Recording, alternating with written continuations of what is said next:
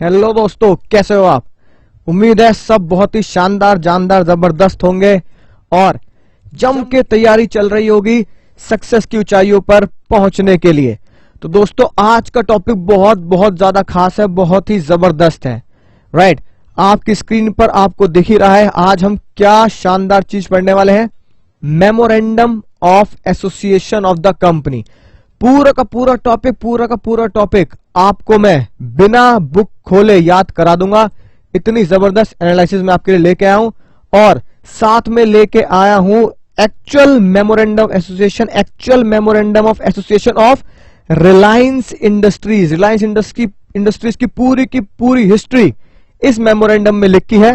Right, चिंता मत कीजिए, मैं आपको सेपरेटली ये ग्रुप पर भेज दूंगा, आप वहां से पढ़ सकते हैं, क्योंकि ये मेमोरेंडम 230 पेजेस का है, तो वो तो हम नहीं पढ़ पाएंगे। हमारा मुद्दा है मेमोरेंडम क्या होता है, उसके बारे में जानकारी लेना। तो चलिए दोस्तों, शुरू करते हैं बिना समय गवाए कि मेमोरेंडम क्या होता है। राइट, सबसे पहली बात, क्या आपने कभी रामायण देखी है? रामायण, उम्मीद है रामायण तो देखी होगी। सर देखी है। उसमें एक बहुत ही खतरनाक सीन आता है, रावण को मारने वाला नहीं, पता है कौन सा, जो पूरी दुनिया में कहावत से फेमस हो चुका है, लक्ष्मण रेखा पार नहीं करनी। ठीक है, याद आ रहा होगा। तो उस सीन में यही होता है कि भाई कुटिया होती है ना, और कुटिया के बाहर एक बाउंड्री होती है। राइट, और फिर यहां पे खतरनाक सा रावण आता है और यहां सीता मैया होती हैं। ठीक है, रावण के आने से पहले लक्ष्मण जी सीता मैया से कहते हैं, माता जी कुछ भी हो जाए, जान चली जाए चाहे, लेकिन लक्ष्मण रेखा पार मत कर देना। लक्ष्मण रेखा पार नहीं करनी। आपके कहने पे मैं भगवान राम को, भाई राम को ढूंढने तो जा रहा हूं, लेकिन आप लक्ष्मण रेखा पार मत कर देना। तो ये उन्होंने क्या खींची थी? लक्ष्मण रेखा खींची थी, याद आ रहा होगा, है कि नहीं बात। तो लक्ष्मण रेखा पार करी नहीं करी? लक्ष्मण रेखा पार करी सीता मैया ने, तो उनको है ना इसका हर्जाना भी भुगतना पड़ा और रावण किडनैप करके ले गया। कहा तो ये जाता है कि भाई प्लेन, हेलीकॉप्टर ये अब बने हैं, लेकिन शायद लोगों को पता ही नहीं है कि ये तो बहुत साल पहले बन चुके थे। रावण के पास हवा से है ना उड़ने वाला एक प्लेन था, पुष्पक विमान, है कि नहीं बात। खैर, रामायण काल की कहानी है, वहां टेक्नोलॉजी है ना बहुत ही ज्यादा एडवांस रही होगी। फिलहाल हमारा क्या उद्देश्य है? हमारा उद्देश्य सर लक्ष्मण रेखा का हमारे कॉन्सेप्ट से क्या लेना देना है? पूरा लेना देना है। यही लक्ष्मण रेखा क्या होती है? मेमोरेंडम ऑफ एसोसिएशन होती है। बोलना जरा फिर से, क्या होती है? मेमोरेंडम ऑफ एसोसिएशन होती है लक्ष्मण रेखा। यानी कि अगर कंपनी की कोई लक्ष्मण रेखा है, तो वो सिर्फ मेमोरेंडम ऑफ एसोसिएशन है। इसका मतलब क्या हुआ? कंपनी कुछ भी काम करेगी, जैसा भी काम करेगी, कभी लक्ष्मण रेखा पार नहीं करेगी। यानी लॉ में ही ये खतरनाक बात लिखी है। सर क्या लिखा है लॉ में? कितना ही जरूरी क्यों ना हो, है ना, कितनी ही अर्जेंसी क्यों ना हो, और कितनी ही बहुत बहुत ज्यादा इंपॉर्टेंट बात क्यों ना हो, चाहे कुछ भी हो जाए, कितना ही जरूरी, कितनी अर्जेंसी, कितनी इंपॉर्टेंट बात हो जाए, राइट, कंपनी को मेमोरेंडम से आगे यानी कि मेमोरेंडम से आगे निकलकर, मेमोरेंडम को क्रॉस कर काम नहीं करना। राइट, काम नहीं करना। यानी कि वो मेमोरेंडम क्या है? वही मेमोरेंडम जिसके आगे कंपनी नहीं कूद सकती। इसी को हम क्या नाम दे रहे हैं? इसी को हम नाम दे रहे हैं लक्ष्मण रेखा। यानी कि कंपनी ये लक्ष्मण रेखा क्रॉस नहीं कर सकती। यानी उसके जो भी मेमोरेंडम में लिख दिया, मेमोरेंडम में लिख दिया कंपनी के, उस मेमोरेंडम से आगे कोई काम हम नहीं कर सकते। अगर कंपनी के मेमोरेंडम में हमने लिखा है कि हम एजुकेशन प्रोवाइड कर रहे हैं, तो हम एजुकेशन के अलावा कोई और काम नहीं कर सकते, बिकॉज हमारी कंपनी के मेमोरेंडम में education is the main and the sole business. तो आप लक्ष्मण रेखा मेमोरेंडम को पार नहीं कर सकते। तो क्या लिखा है लॉ में? लॉ में लिखा है चाहे कितना ही जरूरी हो, कैसे हुआ तो इतना जरूरी कैसे हुआ, है कि नहीं बात। कबीर सिंह ही क्यों ना आ जाए, ठीक है, कितनी ही अर्जेंसी क्यों ना हो जाए, कितनी ही इंपॉर्टेंट बात क्यों ना हो जाए, और कितनी ही बड़ी नेसेसिटी है ना, कितनी ही बड़ी नेसेसिटी क्यों ना आ जाए आपकी जिंदगी में, आप मेमोरेंडम को क्रॉस नहीं कर सकते। हाँ, ज्ञान की बात, अगर आप मेमोरेंडम को क्रॉस करना चाहते हैं, यानी कि जो आपने मेमोरेंडम में लिख दिया उसके पार जाकर कुछ काम करना चाहते हैं, तो उसके लिए आपको written provision of company law follow करने पड़ेंगे, कि आपको रिजोल्यूशन पास करना पड़ेगा, आपको डॉक्यूमेंट सबमिट करने पड़ेंगे, ये सारे काम आपको करने पड़ेंगे, राइट। वरना आपने जो भी मेमोरेंडम में लिखा है वो लक्ष्मण रेखा है, उसके पार आप किसी भी हाल में नहीं जा सकते। उम्मीद है आपको ये बात बहुत अच्छे से समझ में आ चुकी होगी कि मेमोरेंडम ही हमारा क्या है, लक्ष्मण रेखा है। तो एक बार देख लेते हैं रिलायंस ने क्या किया, सर्टिफाइड ट्रू कॉपी है कि नहीं बात। तो देखो, अगर हम मेमोरेंडम की बात करें तो आपके सामने है, पहले इन्होंने पूरे मेमोरेंडम ऑफ एसोसिएशन और आर्टिकल ऑफ एसोसिएशन के इस डॉक्यूमेंट में सर्टिफिकेट दे रखे हैं, वो आपको दिखाऊंगा, चिंता मत करो, है ना। ये है मुद्दे की बात जो मेमोरेंडम के बारे में बताती है कि sir this is the main clauses या this is the main event of memorandum, कि मेमोरेंडम में आप क्या क्या काम करेंगे। मेमोरेंडम में नाम लिखा होना चाहिए, है कि नहीं बात, क्या लिखा होना चाहिए, नाम लिखा होना चाहिए, राइट। थोड़ा सा इसको जूम करेंगे ताकि आपको अच्छे से दिखे। और क्या लिखा होना चाहिए, नाम के साथ साथ, सर नाम के साथ साथ मेमोरेंडम में ऑफिस लिखा होना चाहिए कि कंपनी का ऑफिस कहां पे है, ठीक है ना। इसके अलावा नेम, है ना, ऑफिस, क्या काम कर रहे हैं वो लिखा होना चाहिए, लायबिलिटी कैसी है, शेयर कैपिटल के बारे में लिखा होना चाहिए, ऑथराइज शेयर कैपिटल कितनी है, और कौन कौन मेंबर्स ने सब्सक्राइब किया है, ये सारी बातें लिखी होनी चाहिए। यानी शॉर्ट में आपको बताऊं तो कंपनी क्या खेलती है, कंपनी खेलती है sir name place animal thing. नाम क्या है कंपनी का, बचपन में खेला था ना, नेम प्लेस एनिमल थिंग, बस कंपनी वही खेल रही, हर कोई वही खेल रहा है, नेम प्लेस एनिमल थिंग, है कि नहीं बात। कंपनी का नाम क्या है, कंपनी का रजिस्टर्ड ऑफिस कहां है, यानी कि प्लेस कहां है, ठीक है ना। कंपनी के सब्सक्राइबर, एनिमल कौन हो गए, एनिमल हो गए जो सब्सक्राइबर है, मेमोरेंडम पे साइन करते हैं वो कौन है, और थिंग, कंपनी किस चीज का बिजनेस करती है, कंपनी का ऑब्जेक्टिव क्या है, कंपनी की लायबिलिटी भी क्या है, ठीक है ना। तो क्या याद रखेंगे, नेम प्लेस एनिमल थिंग और साथ में लायबिलिटी, राइट। तो उम्मीद है आपको ब्रीफ में समझ में आया होगा कि मेमोरेंडम के अंदर एक्चुअली में होता क्या है, जो रिलायंस के एक्चुअल मेमोरेंडम के अंदर है वही हम पढ़ने वाले हैं। तो चलिए देखते हैं एक एक करके इनकी इंपॉर्टेंस क्या है। पहले देखिए आपकी स्क्रीन पर, ठीक है ना, क्या लिखा है आपकी स्क्रीन पर मेमोरेंडम के बारे में। ये बात आपको बहुत अच्छे से नोट करनी है। सबसे पहली और शानदार बात, मेमोरेंडम में कंपनी के पावर्स एंड ऑब्जेक्टिव्स होते हैं, कंपनी की पावर्स और ऑब्जेक्टिव होती है, कंपनी किस हद तक, है ना, जा सकती है अपने काम करने के लिए, राइट। लेकिन लक्ष्मण रेखा क्रॉस नहीं करनी, वरना रावण किडनैप करके ले जाएगा, है कि नहीं बात। तो आपको पता होना चाहिए किस हद तक मैं जा सकता हूं, वो पावर मेमोरेंडम में लिखी है। कंपनी के काम, मेन चीज क्या, हम बिजनेस क्यों कर रहे हैं, हम बिजनेस कर रहे हैं अपने काम को बढ़ाने के लिए, इंडस्ट्री को बढ़ाने के लिए, तो मेन काम तो लिखा ही होना चाहिए। यानी कि जब रिलायंस इंडस्ट्रीज का मेमोरेंडम आपने देखा तो उसमें आगे चल के मैं आपको दिखाऊंगा, रिलायंस इंडस्ट्रीज का पहला काम टेक्सटाइल का था, यानी कपड़ों का काम करते थे धीरू भाई अंबानी, राइट। उसके बाद मेमोरेंडम में क्या लिखा होगा, मेमोरेंडम में यह लिखा होगा और यह बताया जाएगा कि relationship between the company and outsider, है ना, रिलेशन मतलब रिश्ता, ठीक है ना। ये रिश्ता क्या कहलाता है, ये रिश्ता जायज कहलाता है, नाजायज भाई मतलब चला ना।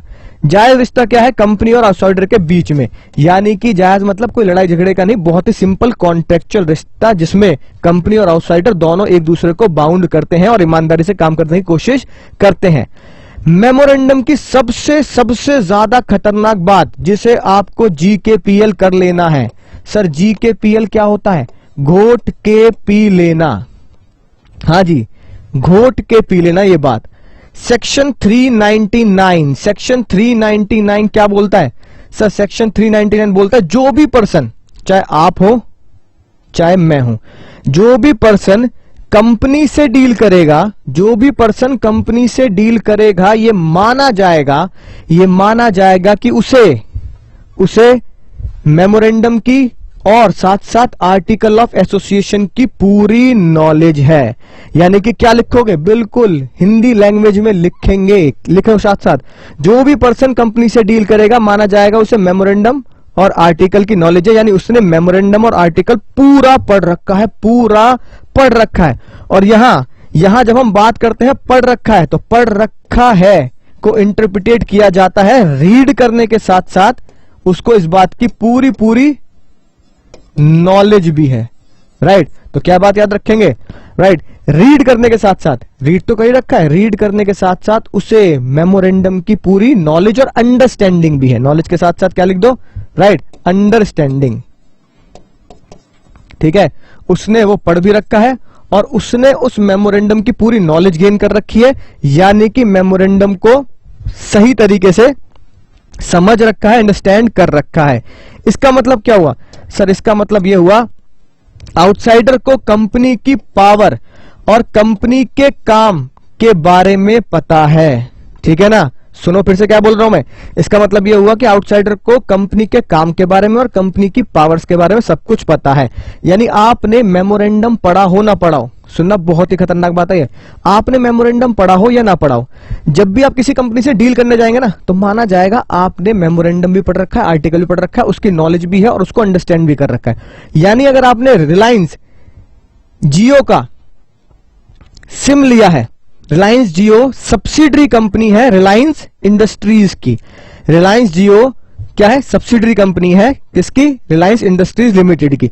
रिलायंस इंडस्ट्रीज लिमिटेड के अप्रोक्सीमेट 67% के आसपास शेयर हैं रिलायंस जियो के, राइट। तो इसका मतलब जब आपने रिलायंस जियो के सिम को खरीदा तो यह माना जाएगा कि आपने रिलायंस जियो कंपनी के मेमोरेंडम को और रिलायंस जियो कंपनी के आर्टिकल को पूरी तरीके से पढ़ रखा है और समझ रखा है। ये बहुत ही खतरनाक बात है, इसके बेस पर आगे बहुत सारे कॉन्सेप्ट आपको समझ में आएंगे सेक्शन 399 के ऊपर।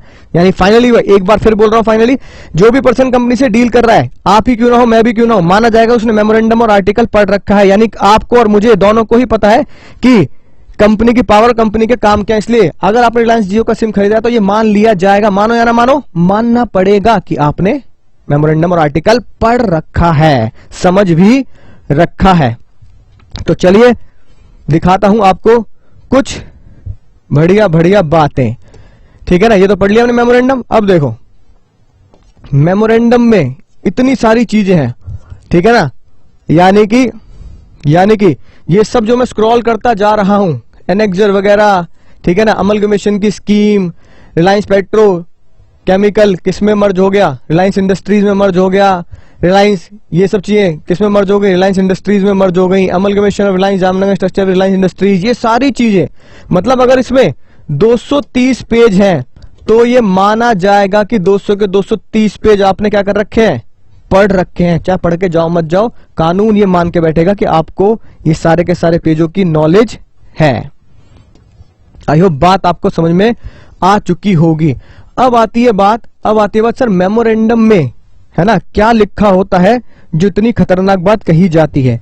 एक्चुअली में मेमोरेंडम में होती हैं ये चीजें, मेमोरेंडम में होती है ये चीजें जिसे हम बोलते हैं क्लॉजेस ऑफ मेमोरेंडम। क्या बोलते हैं, क्लॉजेस ऑफ मेमोरेंडम। यानी सिर्फ यही पढ़ना है, मेमोरेंडम का चैप्टर खत्म हो जाएगा आपका। क्लॉजेस, ठीक है ना, राइट। अगर मैं बोलूं सर मेमोरेंडम क्लॉजेस है, इसका मतलब मेमोरेंडम को क्या माना जाता है, मेमोरेंडम को एक तरीके से कंपनी का चार्टर माना जाता है। चार्टर समझ रहे हो ना, कॉन्स्टिट्यूशन, मेन एक मुद्दा ऐसा जिसके ऊपर पूरी कंपनी टिकी होती है। यानी कि अगर मैं बोलूं तो कॉन्स्टिट्यूशन से बड़ी कोई बात ही नहीं है, संविधान माना जाता है मेमोरेंडम को। अगर हमारे कॉन्स्टिट्यूशन में जैसे बहुत सारे आर्टिकल्स होते हैं, है कि नहीं बात, कॉन्स्टिट्यूशन के अंदर बहुत सारे आर्टिकल्स होते हैं, आपने सुना भी होगा आर्टिकल 370 है ना, कश्मीर से हटा दी गई। ऐसे ही मेमोरेंडम भी एक कॉन्स्टिट्यूशन होता है, संविधान होता है एक कंपनी का, जिसके अंदर क्लॉजेज होते हैं, आर्टिकल्स नहीं होते, क्या होते हैं, क्लॉजेज होते हैं। और 6 क्लॉजेज बनाए गए हैं मेमोरेंडम को डिजाइन करते वक्त, और ये लिख दिया गया कि भाई ये क्लॉज हर कंपनी के लिए कंपलसरी है, उन्हें ये इंफॉर्मेशन क्या देनी पड़ेगी, आरओसी को देनी पड़ेगी। और ये आप बात जानते हैं, जब भी कंपनी का इनकॉर्पोरेशन होता है, जब भी कंपनी का इनकॉर्पोरेशन होता है तो सबसे पहले जो डॉक्यूमेंट्स आरओसी में सबमिट होते हैं वो होते हैं एमओए और एओए, मोआ ओआ, मेमोरेंडम और आर्टिकल। तो चलिए दोस्तों एक एक करके बढ़ाते हैं कदम क्लॉजेस के ऊपर और समझते हैं क्लॉजेस का चक्कर क्या है। सबसे पहले हम पढ़ने वाले हैं नेम क्लॉज। कौन सा क्लॉज? नेम। भैया बच्चे का जन्म होने वाला है ना, बच्चा दुनिया में आने वाला है, ठीक है, तो हम पहले से ही क्या करते हैं, हम पहले से ही बच्चे का नाम सोच लेते हैं। भाई लड़की हुई तो ये नाम रखेंगे, लड़का हुआ तो ये नाम रखेंगे। ऐसे ही कंपनी का जन्म होने वाला है, कंपनी इनकॉर्पोरेट होने वाली है कि नहीं बात? आप गोदी में झुलाएंगे लल्ला लल्ला लोरी, है कि नहीं बात? दूध की कटोरी। उस कंपनी को जो तुम गोद में झुला रहे हो भैया उस कंपनी का नाम तो सोच लो, है कि नहीं बात? उस प्यारी सी बच्ची को कुछ बोलोगे तो या बोलते रहोगे बच्ची, ओ कंपनी, ओ बच्ची, है कि नहीं बात? अरे यार नाम रखो, कम से कम कुछ तो इज्जत करो। तो मेमोरेंडम ये बोलता भैया, है कि नहीं बात? बच्चे को रख देते हैं, लो कंपनी बच्चे तुम, है ना, यहाँ पे लेटो। नाम सोच लो पहले, यानी कि आपके सामने लिखा है बच्चे का नाम, बच्ची का नाम सोच लो। जब नाम सोचेंगे तो आपको पता होगा, जब हम किसी बच्चे का भी नाम सोचते हैं बहुत सारे क्राइटेरिया हमारे दिमाग में घूमते हैं। ट्रेडिशनल नेम रख दूं लक्ष्मी, है कि नहीं बात? तो घर वाले कहेंगे यार पुराने जमाने का नाम क्यों रख रहा है कि नहीं बात? कोई अंग्रेजों वाला नाम रख दूं जोया, जोरा, तो घर वाले कहेंगे भैया इंडियन रख लो। तो बहुत सारी चीजों पे लड़ाई झगड़ा होता है यार कैसे नाम रखें। तो कंपनी के नाम के लिए पहले ही नेम क्लॉज ने बता दिया भैया हम आपका झगड़ा नहीं होने देंगे। पहली बात सुन लो हमारी, एक तो कोई सिमिलर नेम नहीं होगा दूसरों के साथ, यानी कि अगर मैं अपनी कंपनी खोलता हूं तो मैं ये नहीं कर सकता अंकुर एजुकेशन रिलायंस प्राइवेट लिमिटेड या अंकुर एजुकेशन रिलायंस लिमिटेड। मैं रिलायंस का सिंबल या रिलायंस का नाम यूज नहीं कर सकता। सिमिलर नेम नहीं होना चाहिए, चाहे मैं अपने नाम के पीछे लगा दूं चाहे नाम के आगे लगा दूं। रिलायंस अंकुर एजुकेशन लिमिटेड, रिलायंस नाम यूज नहीं कर सकता। कहीं ना कहीं ये दिखाता है, दर्शाता है कि आप रिलायंस की गुडविल का इस्तेमाल करना चाहते हैं। ये अलाउड नहीं है। जब आप आजकल के जमाने में नाम भेजेंगे, है ना, आरओसी को सॉफ्टवेयर के थ्रू या कंप्यूटर के थ्रू, वहीं से रिजेक्ट होके आ जाता है। फिलहाल यहां पे लिखा है ऐसे नाम आप पहले ही ना सोचें, राइट। दूसरा, मिलते जुलते नामों से सावधान लिखा होता है ना कई बार। भैया हम मोदी नगर की साइड जाते हैं, वहां जैन शिकंजी वाला है, जैन शिकंजी वाला लिख रखा है, हमारी कोई ब्रांच नहीं है, मिलते जुलते नामों से सावधान, ठीक है। फिर जूते आते हैं एडिडास के, तो पता लगता है वहां एडिडास में लिखा एडिबास, लिखा एडिबास। तो इस तरह के नाम आप यूज नहीं कर सकते कंपनी बनाते टाइम पर, ठीक है, राइट। नो मिसलीडिंग नेम, यानी कि कोई मिसलीडिंग नाम नहीं होना चाहिए जो लोगों को गुमराह करे। जैसे कि एक एग्जांपल ये, गवर्नमेंट इसे सपोर्ट करती है ऐसा नहीं लगना चाहिए, ठीक है ना। यानी मैं कोई ऐसा नाम रख रहा हूं जिससे ये लगे कि भाई गवर्नमेंट इसे सपोर्ट करती होगी। जैसे मैंने अपने नाम क्या लगा दिया, प्राइम मिनिस्टर ऑफिस, है ना, एजुकेशन लिमिटेड, यानी पीएमओ। तो ऐसा लगता है भाई कहीं ये पीएमओ की कोई ब्रांच तो नहीं है, पीएमओ से इसको कोई स्पेशल पावर तो नहीं दी गई, है कि नहीं बात? तो भैया प्राइम मिनिस्टर ऑफिस से, राइट। इस तरीके से आपको ऐसा नाम नहीं रखना जिससे यह दर्शाया जा सके कि आपको गवर्नमेंट को स्पेशल सहायता देती है। या और कोई मिसलीडिंग नेम, किसी सेलिब्रिटी का नाम नहीं रखना, है कि नहीं बात, राइट। अगर मैं रख दूं कोहली लिमिटेड, कोहली, अंकुर कोहली प्राइवेट लिमिटेड, समझ में ना बात? तो अगर वाकई में मेरा नाम अंकुर कोहली है तो चलेगा, लेकिन अगर मेरा नाम अंकुर अग्रवाल है और तो मैं किसी और वर्ड को लगा रहा हूं तो यह माना जाएगा कि भाई आपने वो वर्ड लगाया है उस सामने वाले पर्सन ने सेलिब्रिटी की गुडविल को खींचने के लिए। तो ये नाम मिसलीडिंग, है ना, कहलाया जाएगा। तीसरा, अगली बात, कोई ऐसा नाम नहीं रखना जो क्या हो, ऑफेंसिव हो और अनडिजायरेबल हो नेम्स एक्ट के हिसाब से। सर नेम्स एक्ट भी है, हाँ नलायको, हाँ एक नेम्स एक्ट है, उसमें बता रखा है कुछ नाम आप बिल्कुल भी नहीं रख सकते क्योंकि वो ऑफेंसिव या अनडिजायरेबल कहे जाते हैं। जैसे अब मुझे लग रहा है अपनी कंपनी का नाम रखूंगा सुपारी लिमिटेड, है कि नहीं बात, गांजा लिमिटेड, ड्रग्स लिमिटेड और फिर बंदूक लिमिटेड। तो भैया बंदूक लिमिटेड, सुपारी लिमिटेड, डॉल लिमिटेड, इस तरह के नाम आप नहीं रख सकते क्योंकि इस तरह के नाम को ऑफेंसिव, है ना, खोका, पेटी, समझ रहे हैं ना बात, राइट, भाई टाइप, इस तरह के नाम आप नहीं रख सकते। ये ऑफेंसिव और अनडिजायरेबल है। भाई ऐसा डिजायर नाम रखना गलत बात है। तो नेम्स एक्ट में अकॉर्डिंगली आपको समझ में आ चुका होगा कि किस तरह के नाम आप नहीं रख सकते। सेम बात नेम क्लॉज में भी लिखी है, राइट। अब एक ज्ञान की बात, क्या मैं अपने नाम को चेंज कर सकता हूं? है ना, क्या मैं अपने नाम को चेंज कर सकता हूं? तो देखिए, जी हाँ भाई और बहनों, जी हाँ, आप अपने नाम को चेंज कर सकते हैं। छोटा सा नमूना दिखाता हूं आपको, ठीक है ना। देखो क्या लिखा है, बहुत ध्यान समझना। पहले जब रिलायंस बनी, ठीक है ना, देखना क्या लिखा है, 1956, समझ रहे हो बात को। 1956 को जब रिलायंस बनी तो उसका नाम क्या था, रिलायंस टेक्सटाइल इंडस्ट्रीज लिमिटेड, ठीक है ना।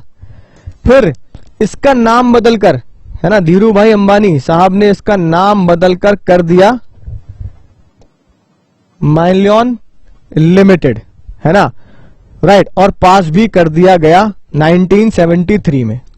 फिर उनको लगा होगा भाई ये तो गलत बात है, गंदी बात, गंदी बात। फिर उन्होंने दोबारा नाम वापस किस पे लेके आए, 1985 में, यानी 1985 में फिर से उन्होंने अपनी कंपनी का नाम बदलकर किस में कन्वर्ट कर दिया, रिलायंस इंडस्ट्रीज लिमिटेड में। आई होप बात आपको समझ में आ रही होगी कि 1956 में क्या हुआ, 1973 में क्या हुआ, और फिर 1985 में क्या हुआ, राइट। तो इसका मतलब क्या, अगर आप नेम क्लॉज के हिसाब से अपना नाम रखते हैं तो आप अपना नाम चेंज कर सकते हैं, करा सकते हैं। दूसरी बात सुनना ध्यान से, मेरी एक कंपनी है, ठीक है, उसका नाम है अंकुर नमक, ठीक है। वैसे तो सच में अंकुर नमक कंपनी है, पर क्लैरिफाई कर दूं कि वो मेरी नहीं है कि नहीं बात। अंकुर सॉल्ट लिमिटेड, यानी मैं नमक का बिजनेस करता हूं, राइट। तो मेरे नाम से जनरली क्या होता है, मेरे नाम से ये दिखाया जाता है, लोगों के, कंपनियों के नाम से ये दिखाया जाता है कंपनी का बिजनेस क्या है, राइट।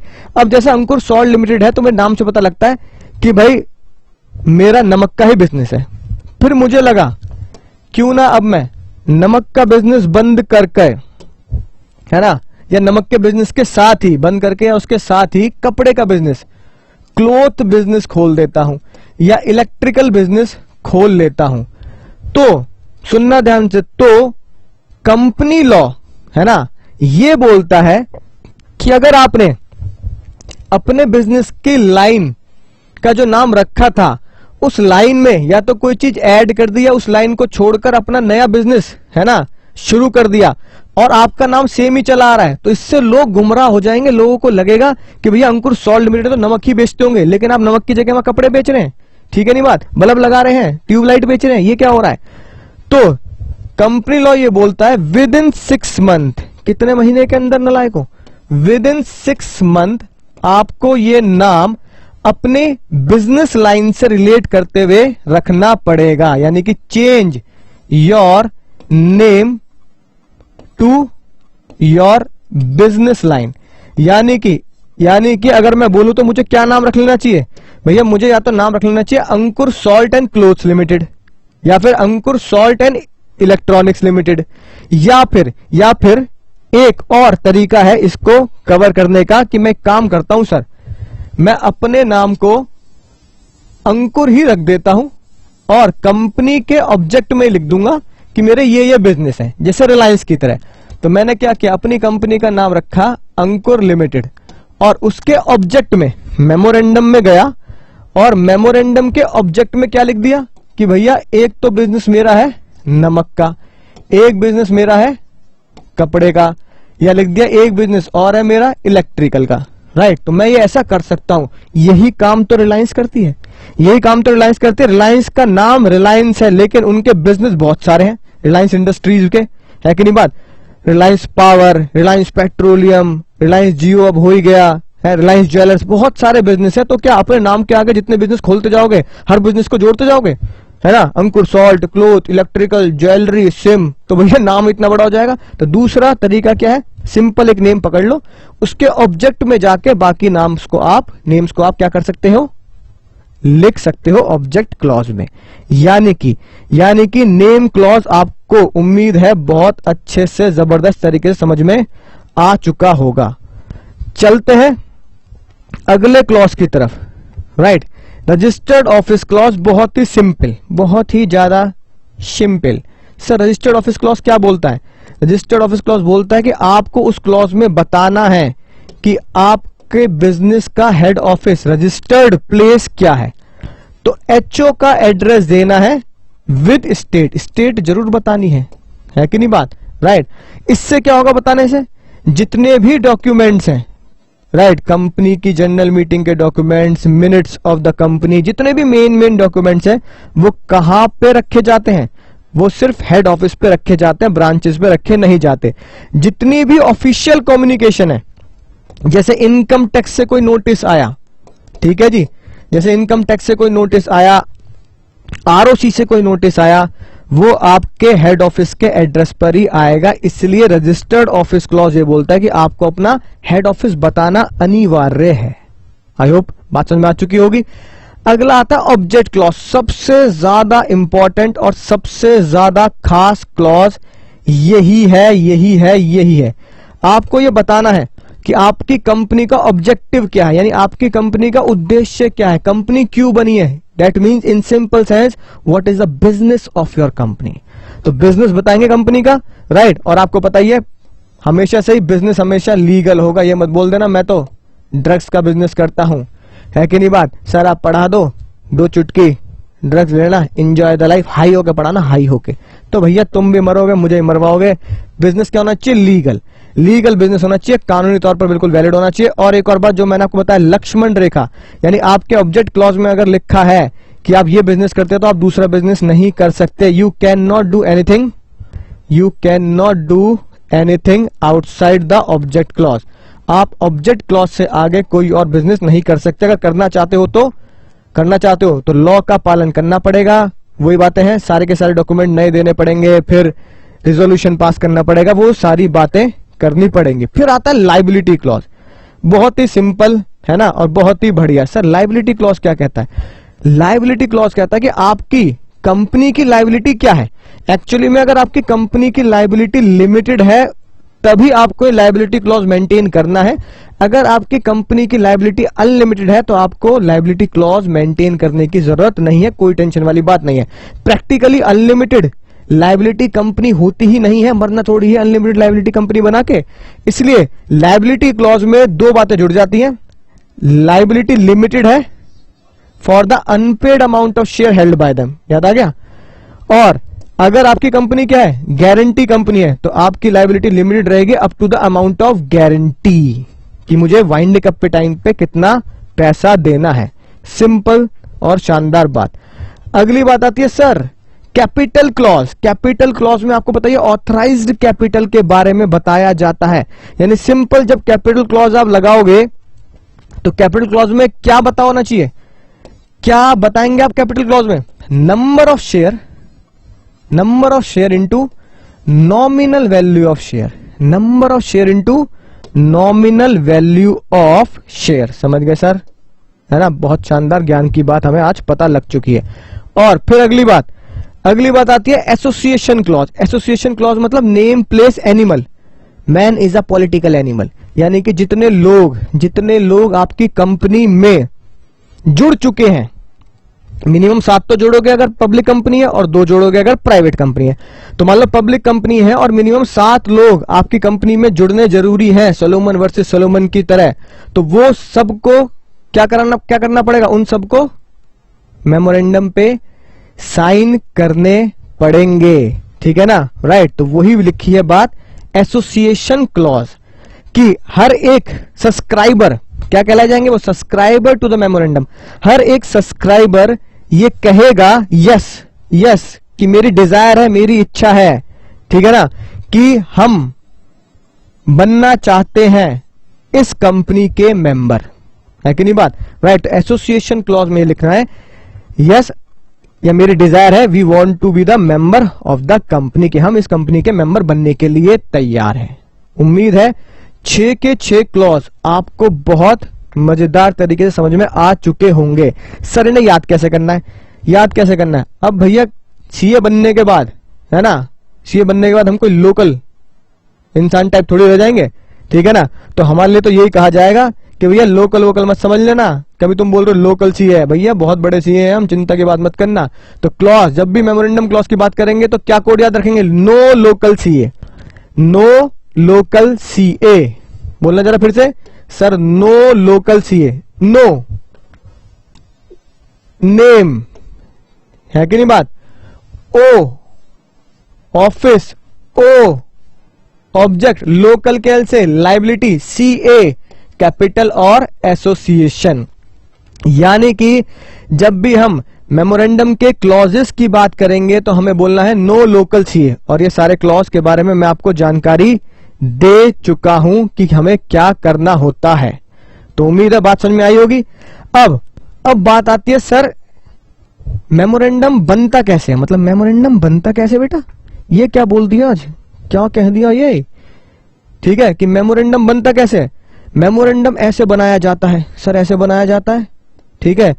हम तो भाई लुट जाएंगे, तो लुट गए तेरी मोहब्बत में गाना बज जाएगा ये तो।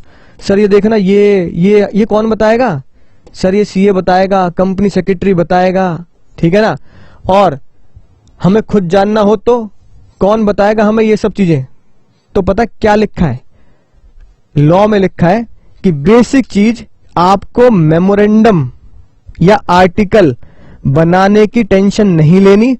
मेमोरेंडम और आर्टिकल बनाने के लिए हमने पहले से ही आपको फॉर्मेट दे रखा है, बस वो फॉर्मेट आपको चुराना है। चुरा के दिल मेरा गोरिया चली, बिल्कुल इस तरीके से चुरा के फॉर्मेट गोरिया चली। अब मैं मजाक में कह रहा हूं चुरा के, ये कोई चोरी नहीं है, पहले ही कंपनी लॉ में बना के दे रखे हैं कि आपको कोई कंफ्यूजन ना हो। तो जो भी फॉर्मेट हमने मेमोरेंडम का दे रखा है, आप जो अपना मेमोरेंडम बनाएंगे वो बहुत ज्यादा क्लोज बोले तो बहुत ही क्लोज रिजेंबल करना चाहिए इन फॉर्मेट से। यानी कि इन शॉर्ट कानून आपसे कहना चाह रहा है भाई साहब, जब आप अपनी कंपनी का मेमोरेंडम बनाया ना तो इसको ही चिपका देना, control C control V copy paste कर देना, शेम टू शेम बना देना, बात खत्म, ये कहना चाह रहे हैं। अब बात आई सर जितने तरह की कंपनी होती है उतने तरह की क्या बनाने पड़ेंगे, फॉर्मेट बनाने पड़ेंगे। तो उन फॉर्मेट को कंपनी लॉ ने क्या बोला, टेबल बोला। क्या बोला जी सर, टेबल बोला, टेबल, ठीक है जी, टेबल। और ये टेबल याद होते ही, है कि नहीं बात, ये SR के याद होते ही आपको मेमोरेंडम की टेबल और आर्टिकल की टेबल दोनों याद हो जाएंगी आज ही। देखो क्या लिखा है, पहले कंपनी में फोकस करो। सबसे बड़ी कंपनी, सबसे पहली कंपनी जो हर कोई खोलता है, कंपनी लिमिटेड बाय शेयर्स, ठीक है जी, कंपनी लिमिटेड बाय शेयर्स, बात समझ में आ चुकी होगी। दूसरा, company limited by guarantee not having share capital, company limited by guarantee यहां लिख देंगे नॉट हैविंग शेयर कैपिटल, ठीक है जी, कंपनी गारंटी वाली है पर शेयर कैपिटल नहीं है। तीसरा, कंपनी गारंटी वाली है पर शेयर कैपिटल है, ठीक है जी। चौथा, अनलिमिटेड कंपनी है ना, जो प्रैक्टिकली आपको देखने के लिए नहीं मिलेंगी, राइट। और पांचवी, unlimited company having share capital. बताओ याद हो जाएगी बात, याद हो जाएगी नहीं हो जाएगी भाई और बहनों, याद हो जाएगी नहीं हो जाएगी सर, बिल्कुल हो जाएगी। पहली कंपनी जो हर कोई बनाता है लिमिटेड बाय शेयर, फिर दूसरी कंपनी आपने कौन सी पढ़ी थी, limited by guarantee, guarantee having share capital, ठीक है जी, guarantee not having share capital, guarantee having share capital, फिर unlimited company having share capital. जब भी आप इस कंपनी के बारे में डिसाइड करेंगे तो आपकी टेबल आपके सामने है, आपको मेमोरेंडम बनाना है टेबल ए से इस कंपनी को, ठीक है जी बात। और इस कंपनी को आर्टिकल बनाना है टेबल एफ के अकॉर्डिंगली, यानी कॉपी पेस्ट कर दें, शेम टू शेम उतार दें, कोई टेंशन वाली बात नहीं है, और लॉ के हिसाब से बिल्कुल रिजेंबल होना चाहिए। कंपनी गारंटी वाली है, शेयर कैपिटल नहीं है, मेमोरेंडम बनाना है टेबल बी के अकॉर्डिंगली, आर्टिकल बनाना है टेबल जी के अकॉर्डिंगली, ठीक है। Guarantee company having share capital table C, article table H. Unlimited company table D, article table I. और आखिरी में unlimited company having share capital table E और टेबल जे। सर याद कैसे होगा, याद करने की बिल्कुल सिंपल टेक्निक है जो मैंने लिख रखी है। कंपनी लिखी सीधा, देखो बिल्कुल सीक्वेंस में, ए बी सी डी ई, मोआ क्या है, MOA memorandum, A B C D E, article, ठीक है ना, F G H I J, simple ABCD है, बच्चा भी इसे याद कर सकता है, A B C D E F G H I J, A B C D E F G H I J, J तक आपको टेबल बना के दे रखी है मेमोरेंडम और आर्टिकल्स की। उम्मीद है बात आपको बहुत अच्छे से समझ में आ चुकी होगी। एक चीज और जो आपको देखनी बनती है यहां पे, क्या सर मैं नाम की तरह ही अपना ऑफिस भी बदल सकता हूं? बिल्कुल बदल सकते हो सर, कोई टेंशन वाली बात नहीं है, जैसे रिलायंस ने भी बदला है।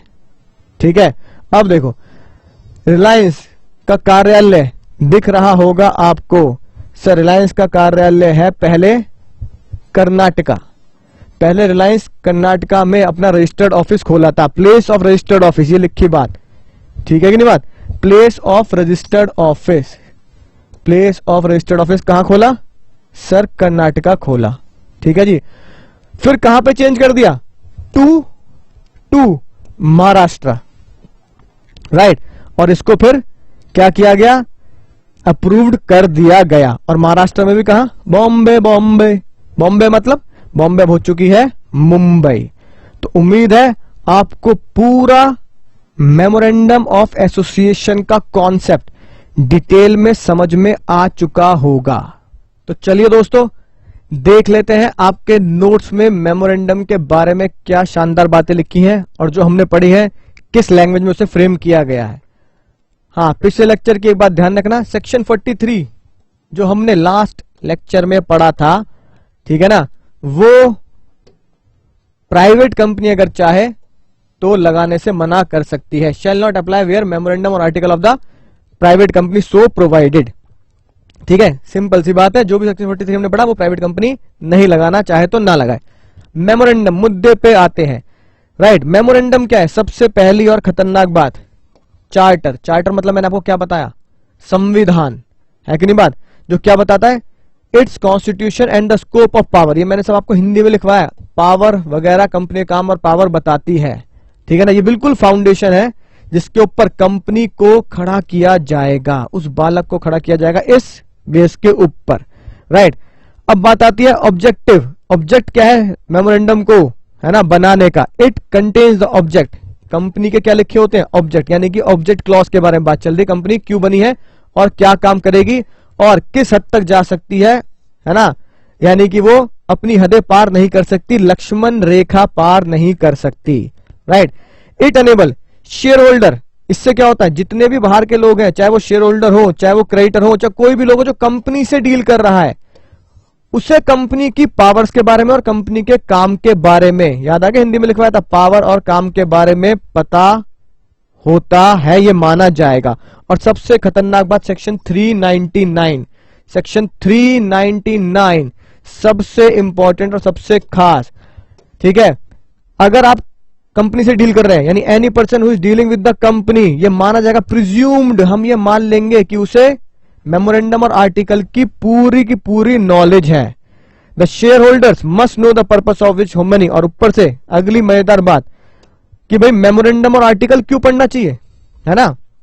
अब आप अगर पूछो कि सर मेमोरेंडम आर्टिकल इतना लंबे चौड़े आपने हमें दिखा दिया 230 पेज का, इसे पढ़ने की जरूरत क्या है, क्यों पढ़े, तो भैया सबसे जरूरी बात ये लिखी है, अगर उन लोगों के लिए तो जरूरी है पढ़ना जो जैसे शेयर होल्डर, जो कंपनी पैसा लगा रहे हैं, share holder must know the purpose for which his money is use, पता तो होना चाहिए भैया किस काम के लिए उसका पैसा यूज हो रहा है ना, कंपनी के द्वारा, what risk he is taking in making the investment, और वो उस कंपनी में पैसा लगा के कितना जबरदस्त रिस्क ले रहा है अपना इन्वेस्टमेंट करके उस कंपनी में, है कि नहीं बात। तो आपको पता होना चाहिए कि मेरी कंपनी जिसे मैं पैसा लगा रहा हूं कितना रिस्की काम करती है या सेफ काम करती है, आपको नॉलेज होनी चाहिए, इसलिए मेमोरेंडम का पढ़ा जाना जरूरी है। A company can not be depart, ये इंपॉर्टेंट बात जो मैं तुम्हें बताई थी, कुछ भी हो जाए, जो लक्ष्मण जी ने बोला, ठीक है जी, लक्ष्मण जी ने सीता मैया को यही बोला, सीता माता कुछ भी हो जाए, कितनी ही बड़ी मुसीबत आ जाए, कितना ही जरूरी क्यों ना हो, है कि नहीं बात, कितना ही इंपॉर्टेंट क्यों ना हो, मेरे और राम भैया के आने तक आप लक्ष्मण रेखा पार मत करना, बिल्कुल मत करना, यही बात लिखी है। कितना ही जरूरी हो, कितना ही इंपॉर्टेंट हो, क्या मुसीबत का पहाड़ टूट जाए, आप मेमोरेंडम से आगे कदम नहीं रख सकते, जो मैंने आपको डिस्कस किया था वही बात लिखी है। कंपनी कैन नॉट डिपार्ट, कूद नहीं सकती किसके आगे, मेमोरेंडम के आगे, जो बातें मेमोरेंडम में लिखे, हाउएवर इम्पार्ट में बी नेसेसिटी, चाहे वो इम्पार्ट, हाउएवर का मतलब क्या है, कितना ही, है ना, कितना ही जरूरी क्यों ना हो, नेसेसिटी क्यों ना हो, है ना, उसको करना या उस काम को मेमोरेंडम से आगे जाके करना कितना जरूरी क्यों ना, आप नहीं कर सकते, राइट। इसका मतलब आप समझ ही चुके हैं, it can not enter into a contract और एंगेज एनी ट्रेड और business which beyond the power confessed in the memorandum. यानी कंपनी कोई भी वो काम, कोई भी ट्रेड, कोई भी बिजनेस नहीं कर सकती किसके बियॉन्ड जाकर, beyond the power given by the memorandum. अगर उसने ये काम किया, अगर उसने ये काम किया लक्ष्मण रेखा पार करके, मेमोरेंडम पार करके अगर ये काम किया, तो अल्ट्रा वायरस यानी कि वो फिलहाल अभी मतलब समझो वो काम वॉइड कहलाया जाएगा, यानी वो सरासर वॉइड होगा। ठीक है, ये मैं आपको बहुत अच्छे से बता चुका हूं कि रोने की जरूरत नहीं है सर, हम मेमोरेंडम हमें बनाने थे, हम क्या करें, ABCDE। ठीक है ना, limited by share, limited by guarantee, not having share capital, limited by guarantee, having share capital, right, unlimited company having share capital, sorry, ABCDE आपको है ना कॉपी करने हैं। राइट, देखो यही बात लिखी है, the memorandum and article of the company, article क्या हो जाएगा, FGHIJ, memorandum and article of the company must be close, बहुत ही ज्यादा क्लोज है ना, बस क्लोज बोले तो क्लोज है ना, इन मॉडल, ये जो मॉडल फॉर्म दे रखे हैं ना ABCDEFGHIJ, इनसे बिल्कुल क्लोज होने चाहिए, इनके जैसे ही होने चाहिए। इनडायरेक्टली बोल रहे हैं भाई, वो उसे कॉपी पेस्ट कर देना, शेम टू शेम बना देना। उसके बाद नेम क्लॉज पढ़ा, नेम क्लॉज को बहुत अच्छे से मैं डिटेल में डिस्कस कर चुका हूं। देखो हर एक कंपनी को, ये आप पहले से जानते हैं, अगर कोई पब्लिक कंपनी है, जनता का पैसा लगा तो लिमिटेड वर्ड लगाना, प्राइवेट कंपनी अपने ही दोस्ती यारी की अगर है ना पैसा इकट्ठा किया गया दोस्ती यारी में से ही, तो उसे क्या बोला जाता है, प्राइवेट कंपनी बोला जाता है। ठीक है जी बात, राइट, तो आपको क्या वर्ड लगाना जरूरी है, प्राइवेट लिमिटेड वर्ड लगाना जरूरी है। लेकिन मुद्दे की बात आती है, सर अगर वो कंपनी सेक्शन 8 कंपनी है, ठीक है ना, राइट, तो ये क्लॉज उसके ऊपर नहीं लगता, पहले ही जानते हैं, डिटेल में डिस्कस किया था, सेक्शन 8 कंपनी, राइट, चैरिटी के लिए खुला गेट, चैरिटी के लिए खुला गेट, इसलिए सेक्शन 8 याद आ गया।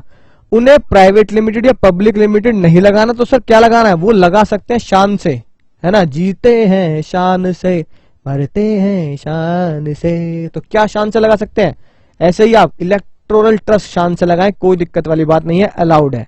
राइट, एसोसिएशन वर्ड लगाएं, फॉरेन वर्ड लगाएं, चैम्बर लगा लें, फेडरेशन लगा लें, है ना, कन्फेडरेशन लगा लें, काउंसिल, इलेक्टोरल ट्रस्ट, जो भी मन करे आप इस तरह के वर्ड लगा सकते हैं, लेकिन प्राइवेट लिमिटेड और लिमिटेड वर्ड नहीं लगाना। ठीक है ना, राइट, लेकिन आपको पता ही है ओपीसी में क्या है, जैसे प्राइवेट और पब्लिक के लिए लिमिटेड वर्ड लगाना जरूरी है, ऐसी ओपीसी के लिए लगाना पड़ेगा 1 पर्सन कंपनी। प्रैक्टिकल लाइफ में जब ओपीसी खुलती है, प्रैक्टिकल लाइफ में जब ओपीसी खुलती है, मान लो मैंने ओपीसी खोली, तो मैं लिखता हूं अंकुर, ब्रैकेट में लिखता हूं ओपीसी, यानी कि जब भी कोई पढ़ेगा मेरे बिजनेस की हेडिंग को या मेरे बिजनेस के बोर्ड को, ठीक है, तो उसे क्या पता लग जाएगा, अंकुर ब्रैकेट में ओपीसी, यानी कि जो अंकुर सर बिजनेस कर रहे हैं वो 1 पर्सन कंपनी है। आई होप बात आपको समझ में आ चुकी होगी। अगला रजिस्टर्ड ऑफिस क्लॉज, सिंपल, कुछ कह नहीं रखा, ठीक है ना, स्टेट बता दो कि किस स्टेट में आपका हेड ऑफिस खुला है। ऑब्जेक्टिव क्लॉज, यानी उद्देश्य क्या है, क्यों बिजनेस कर रहे हैं, ठीक है ना। Necessary in furtherance thereof, यानी ये तो बहुत जरूरी है बताना। ठीक है जी, देखो क्या लिखा है, if any company has change in activity, right, वो वाली बात है जो मैंने बताया, अंकुर सॉल्ट, फिर किसमें कर दिया, अंकुर इलेक्ट्रिक या अंकुर क्लोथ, एक्टिविटी को चेंज किया जो रिफ्लेक्ट नहीं हो रहा उसके नाम से। तो कितने महीने बताए थे नालायक को, कितने महीने बताए थे, 6 मंथ के अंदर आप क्या करें, अपने नाम को उसके अकॉर्डिंगली, है ना, कन्वर्ट कर लें। ठीक है जी बात। फिर आता है लाइबिलिटी क्लॉज, क्या आता है जी, लाइबिलिटी क्लॉज। आपको पता ही है लाइबिलिटी क्लॉज कब लगता है, जब लाइबिलिटी ऑफ द मेंबर्स क्या होती है, क्या होती है, लिमिटेड बाय शेयर और लिमिटेड बाय गारंटी, है कि नहीं बात, राइट। देखो क्या लिखा है, in case of company limited by shares, liability of its members is limited to the amount unpaid if any on the share held by them. ये बताइए लाइबिलिटी कितनी है, जितना अनपेड अमाउंट है। लिमिटेड बाय गारंटी, तो बताओ guarantee कब, guarantee कब लाइबिलिटी अराइज करती है, वाइंडिंग अप पर। Amount up to which each member is contribute, हर मेंबर को कब कंट्रीब्यूट करना है, कब, है ना सर, जब करना है to the assets of the company, यानी कंपनी की असेट्स में पैसा देना है, कंपनी को पैसा देना है, in the event of being wound up, जब वो कंपनी वाउंड अप हो रही है, while he is a member. ठीक है ना, फिर अगली मजेदार line, while he is a member, फिर अगली मजेदार line, within 1 year after he seize to be a member. अरे cease to be a member within 1 year, sir ये क्या चक्कर है, ये चक्कर समझ में नहीं आया। अब सुनो ध्यान से चक्कर क्या है, ठीक है ना। कहा गया है within 1 year after cease to be the member, यानी कि सुनना ध्यान से, एक मेंबर गारंटी कंपनी का सीज टू बी मेंबर, यानी कि वो कंपनी छोड़ के चला गया, है ना, कंपनी लीव करी, ठीक है, तुझसे जा रहे हो, हाँ तुझसे ना जाओ, ठीक है, ऐसे करके बेचारा फिर भी वो चला ही गया। ऐतिहासिक और दर्द भरी डेट थी 1 जनवरी, ठीक है जी, क्या लिख लेते हैं 1 जनवरी। 1 साल कब होगा सर, 1 साल होगा 31 दिसंबर, है ना, तो 1 साल यहां पूरा हो रहा है 31 दिसंबर। अब जिस दिन उसने कंपनी को छोड़ा सीज टू बी मेंबर, उसके 1 साल के अंदर, समझना ध्यान से क्या कहना चाह रहा हूं, उसके 1 साल के अंदर, उसके कंपनी छोड़ने के बाद 1 साल के अंदर अगर कंपनी यहां पे, है ना, वाइंड अप हो जाती है या बंद हो जाती है, राइट, तो वाइंड अप के टाइम पर भी उसकी गारंटी जिंदा रहेगी और उसे क्या करना पड़ेगा, वाइंड अप के टाइम पर अपना पैसा कंट्रीब्यूट करना पड़ेगा। ठीक है जी बात। सर ऐसा है कि हाँ, ये बड़ी जाति की उस इंसान के साथ जिसने गारंटी भी दी, और गारंटी को छोड़कर अगर उसने कंपनी छोड़ भी दी तो भी उसके ऊपर 1 साल तक तो जिम्मेदारी डाली जा चुकी है। पर क्या करें, पढ़ना जरूरी है ताकि आपको भी ये बात पता है। देखो फिर से पढ़ो क्या लिखा है, एक मेंबर कंट्रीब्यूट करेगा, है ना, अब समझना जहां जो मैं अंडरलाइन कर रहा हूं, एक मेंबर कंट्रीब्यूट करेगा in the event of wind up, ठीक है, एक तो ये line, contribute in the event of wind up. Wind up कब हो रहा है, wind up within 1 year after he seize to be member. Wind up कब हो रही है कंपनी, विद इन 1 ईयर, और 1 ईयर कहां से गिनना है, 1 year after he seize to be the member. Data जा रहा है घुटनों तक, डेटा पहुंच रहा है ना घुटनों तक, हाँ सर बहुत जबरदस्त तरीके से पहुंच रहा है, कोई टेंशन वाले ने समझ चुके हैं। पढ़ना जरा फिर से, मेंबर को कंट्रीब्यूट करना पड़ेगा, पैसे देने पड़ेंगे इन the event of wind up, wind up पे पैसे देने पड़ेंगे कब तक, विद इन 1 ईयर, 1 साल के अंदर अंदर, जब वो छोड़ के जा चुका है 1 साल के अंदर, after he seize to be the member. ठीक है ना। किस काम के लिए पैसे देने हैं, आप जानते हैं किस काम के लिए पैसे देने, for the payment of debts and liability of the company और of such debt and liability may be have been contracted before he seize to be the member, या उस डेट के लिए भी जब वो मेंबर था, यानी जब वो छोड़ के नहीं गया था, उन सबके पैसे देने हैं, as simple as possible, right. और किसके लिए कंट्रीब्यूट करना है, contribute to the wind up और contribute to the cost, charges, expenses जो भी वाइंड अप में लगेंगे, ठीक है ना, and for the adjustment of the rights of the contributories among themselves. ठीक है जी बात। अगली बात, कैपिटल क्लॉज, आपको पता ही है कैपिटल क्लॉज में, अभी जब मैंने एसआर के दिखाया तो कैपिटल क्लॉज में क्या बताना है सर, ऑथराइज कैपिटल बतानी है, डिवाइड इनटू शेयर्स, राइट, आपको बताना जो मैंने बताया, number of share into nominal value of the share. I hope बात आपको समझ में आ चुकी होगी, ठीक है ना। Indicated opposite their name which shall not be less than 1 share, a company not having share capital need not have this clause, यानी जिसके पास शेयर कैपिटल नहीं है वो कंपनी ये क्लॉज नहीं बताएगी। ठीक है जी बात, राइट। अब ये कह रहा है, ये कह रहा है सर एक काम और कर देना साथ साथ, जो भी बंदे मेमोरेंडम को सब्सक्राइब कर रहे हैं, ठीक है ना, राइट, मेमोरेंडम को सब्सक्राइब कर रहे हैं, जैसे धीरू भाई अंबानी, जब उन्होंने रिलायंस इंडस्ट्रीज बनाई होगी, रिलायंस टेक्सटाइल बनाई होगी, उनकी वाइफ, ठीक है जी, राइट, या धीरू भाई अंबानी का कोई भाई, मान लो 3 जने मेमोरेंडम को सब्सक्राइब कर रहे हैं, तो तीनों के आगे क्या लिख देना सर, तीनों के आगे लिख देना number of share into value of share, number of share into value of share, number of share into value of share, जिससे मेमोरेंडम पढ़ने वाले को पता लग जाए भाई धीरू भाई अंबानी के कितने शेयर हैं, है ना, उनकी वाइफ के कितने शेयर हैं और उनके भाई के कितने शेयर हैं, उनके नाम के आगे लिख देना। इससे लिखा है indicate opposite their name which shall not be less than 1 share, और कम से कम जो भी मेमोरेंडम को सब्सक्राइब कर रहे हैं कम से कम मिनिमम 1 शेयर तो लेना बनता है भैया, 1 शेयर तो लोगे यार, है कि नहीं बात, बिना शेयर के तो आप सब्सक्रिप्शन कर ही नहीं सकते। और आखिरी में आता है एसोसिएशन क्लॉज, आपको अपनी डिजायर को प्रकट सीधे तौर पर प्रकट करना पड़ेगा। जी हाँ, हाँ हाँ सच है, मैंने प्यार किया, बिल्कुल ऐसे ही बोलना पड़ेगा। हाँ हाँ सच है, मैं मेंबर बनने के लिए तैयार हूं। ठीक है ना। The memorandum shall conclude with the association clause, और फिर मेमोरेंडम यहां खत्म हो जाता है। Every subscribe to the memorandum shall take at least 1 share. आपको पता ही है, जो सब्सक्राइब करेगा बिल्कुल अभी पता है, 1 शेयर तो लेना ही लेना है, उनके नाम के आगे लिखा होना चाहिए। सेम बात रिपीट की जा चुकी है। अगर ओपीसी है, ओपीसी के लिए आपको पता ही, ओपीसी में अगर किसी की मृत्यु हो जाए तो फिर ओपीसी का मेंबर कौन बनता है? ओपीसी का मेंबर कौन बनता है, बताओ मुझे।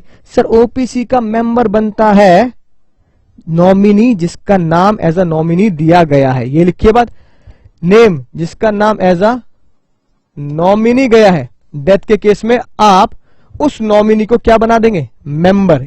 और ओपीसी में तो एक ही मेंबर होता है, उस नॉमिनी को आप मेंबर बना देंगे।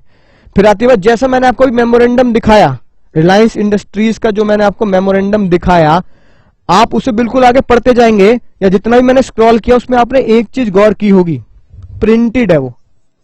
हाँ, मतलब हाथ से नहीं लिखना एग्जाम की तरह लिखे जा रहे हो, प्रिंटेड होगा।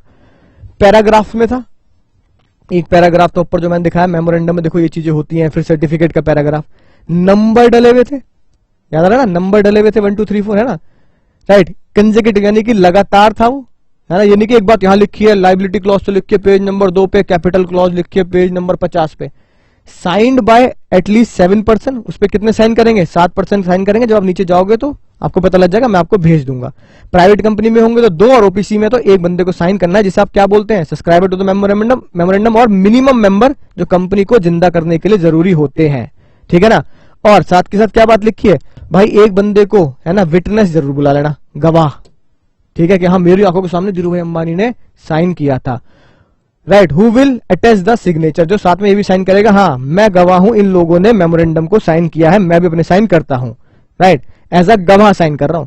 The particular about the signatory of the memorandum as well as the witness as to their address description, यानी चाहे विटनेस हो और जितने भी लोग मेमोरेंडम पे सब्सक्राइब कर रहे हैं, नेम, उनका नाम, एड्रेस, डिस्क्रिप्शन, एनिमल थिंग, आपको बताइए ऑक्यूपेशन क्या करते हैं, ये सब बताना पड़ता है। ठीक है जी बात। सर बिल्कुल समझ चुके हैं बिना किसी टेंशन के। और अंतिम पड़ाव पे आते हैं। It is to be noted that company being legal person, sir फिर से वही बात, कंपनी लीगल पर्सन है तो किसके थ्रू काम करती है? अपने एजेंट के। और जब हमने शुरुआत में आपको बताया था एजेंट कौन होते हैं, एक तरीके से डायरेक्टर हो गए कंपनी, है ना, डायरेक्टर के थ्रू ही तो काम करती है company. Subscribe to the memorandum, however a minor can not signatory, आपको पता है क्योंकि माइनर भी बालक है, बालक के साइन बेकार होते हैं, इसलिए वो सिग्नेटरी नहीं बन सकता। गार्जियन ऑफ माइनर, माइनर के जो गार्जियन है यानी माँ बाप, अगर वो मेमोरेंडम पे साइन करते हैं तो क्या माना जाएगा? वो अपनी पर्सनल कैपेसिटी से साइन कर रहे हैं, यानी कि उसके माँ बाप ही साइन कर रहे हैं, वो बच्चे के बिहाफ पे साइन नहीं कर रहे। और मेमोरेंडम अबव क्लॉजेज जितने भी हमने पढ़े, नो लोकल सीए, ये 6 क्लॉज पढ़े भैया, ये समझ गया ना, कंपल्सरी क्लॉजेस हैं, compulsory condition. In addition to this memorandum may contain other provision, इसके अलावा आप कुछ भी डालना चाहो डाल दो, है ना। इसके अलावा आप जो कुछ डालना चाहते हो अपनी कंपनी के बारे में, अपने आउटसाइडर को, अपने शेयर होल्डर को बताने के लिए, भैया पढ़ लेना, जो डालना चाहते हो डाल दो, कंपनी इसके लिए आपको मना नहीं करती। ठीक है ना। जैसे कि राइट्स, है ना, राइट, जैसे प्रेफरेंस शेयर के right, right, differential voting right, याद आ गया, डीवीआर। तो भैया ये 6 क्लॉज तो डलेंगे डलेंगे। फिर टाटा ने क्या किया, अलग से डाल दिया प्रेफरेंस के राइट भी, और अलग से डाल दिया डीवीआर के राइट्स भी। आई होप बात आपको समझ में आ चुकी होगी। और आखिरी बात, memorandum of association of the company can not contain anything contrary to the provision of this company act, यानी कि सिंपल सी बात, memorandum of association MOA company act से ऊपर नहीं निकल सकता, है ना, ऊपर नहीं निकल सकता। यानी कि कंपनी एक्ट है दद्दू, क्या है जी कंपनी एक्ट? कंपनी एक्ट है दद्दू, राइट। सबसे ऊपर क्या लिखेंगे? कंपनीज एक्ट 2013, दद्दू है। उनके नीचे कौन आएगा? मेमोरेंडम ऑफ एसोसिएशन, ये पापा हो गए। बच्चा कौन है? बच्चा है आर्टिकल ऑफ एसोसिएशन। यानी सिंपल सी बात, आगे हम डिटेल में इसको देखेंगे भी। बच्चा पापा से ऊपर नहीं निकल सकता, यानी बच्चा पापा से आगे नहीं निकल सकता। यानी कि आप आर्टिकल में वो बातें नहीं लिख सकते, है ना, जो बातें मेमोरेंडम से ऊपर निकल जाएं, है कि नहीं बात। जैसे कि आप आर्टिकल में ये नहीं लिख सकते कि हम अपनी कंपनी का नाम डॉन लिमिटेड, बंदूक लिमिटेड रख दें, क्योंकि आर्टिकल ने अगर ये बात लिख दी तो मेमोरेंडम से ऊपर निकल जाए, क्योंकि मेमोरेंडम ने तो ये बात मना कर रखी है। सेम मेमोरेंडम में आप कोई ऐसी बात नहीं लिख सकते जो बात कंपनी एक्ट से ऊपर निकल जाए, ठीक है ना, ऐसी बात आप नहीं लिख सकते।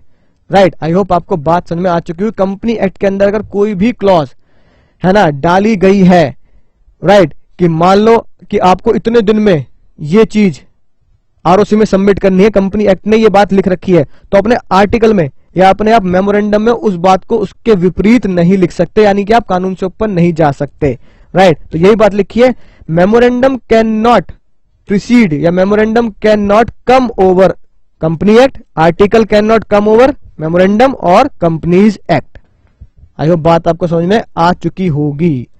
राइट, देखो मेमोरेंडम ऑफ एसोसिएशन, ठीक है ना, of the company can not contain anything which is contrary to the provision of companies act. अब जैसे एक बात जो तुम्हें पता ही है, एक एग्जांपल देता हूं बेस्ट, डिविडेंड कहां से बांटा जाता है, डिविडेंड बांटा जाता है, सोचो कहां से बांटा जाता है, ठीक है, और मैंने अपने आर्टिकल में या मैंने अपने मेमोरेंडम में ये कुछ बातें लिख दी कि भैया डिविडेंड कैपिटल से बांट दो, तो क्या मैं कर सकता हूं?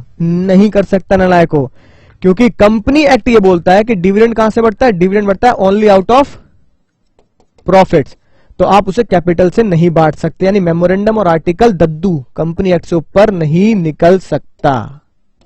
आई होप बात बिल्कुल घुटने तक पहुंच चुकी होगी। इफ अगर ऐसा हुआ है वो कंपनी एक्ट से ऊपर निकलने की कोशिश करता है, राइट, इट शैल बी डिवर्ड एनी लीगल इफेक्ट, उसका कोई लीगल इफेक्ट नहीं होगा और वो काम क्या कहलाया जाएगा, सरासर वॉइड कहलाया जाएगा। Similarly all other documents of the companies must comply with the provision of memorandum, जितने भी अदर डॉक्यूमेंट्स है वो मेमोरेंडम के हिसाब से ही बनने चाहिए। तो उम्मीद है दोस्तों बहुत ही शानदार जानदार, one of my favourite topic आपको समझ में आया होगा, डिटेल में आपको याद भी हो गया होगा। तो चलिए थोड़ा सा इंतजार कीजिए, मिलेंगे एक नए टॉपिक में, तब तक आपको पता ही है पढ़ते रहना है, सीखते रहना है, आगे बढ़ते रहना है और दुआओं में याद रखना है।